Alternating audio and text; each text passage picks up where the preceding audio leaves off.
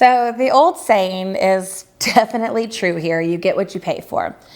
At the crux of it, a discount broker is somebody that is charging you less on the selling side to list your property with the intent that you are saving money on commission.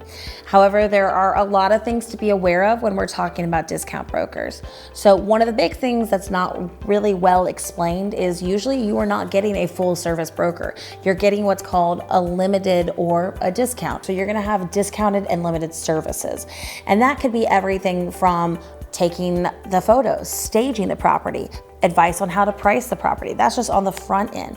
Keep in mind as well that many people don't realize that when you're using a discount broker, you're still on the hook typically for the buyer's commission.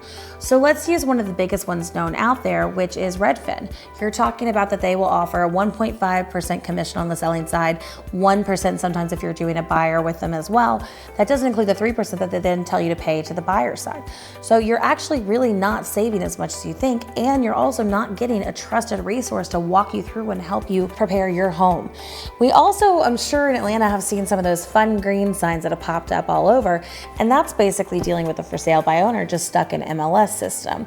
And what that means is when I see one of those, I know my buyers are dealing with a for sale by owner, so we're not gonna have a situation of an educated seller.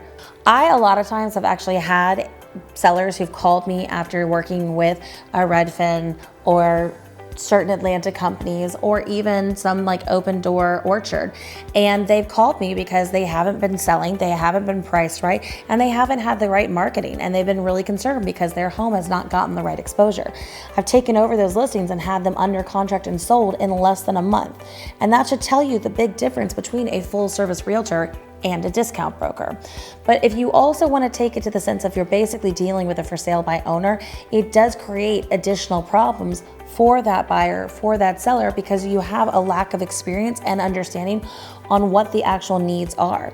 When you're talking about a listing agent, you're not just talking about someone putting a property in MLS. You're also talking about somebody who understands the legalities, the disclosures, what's required of you of the sellers, the marketing. You're talking about the contracts, so many other little pieces, negotiating, and really trying to get that property not just under contract, but to the closing table. So just keep in mind that while you think that you're saving on the front end because you're saving that commission, most sellers who list with a discount broker actually net less than if they were to sell with a full service realtor who actually charges a higher fee. So keep that in mind. My sellers who pay more in commission will make more money at the end of the day than if they had listed with less commission.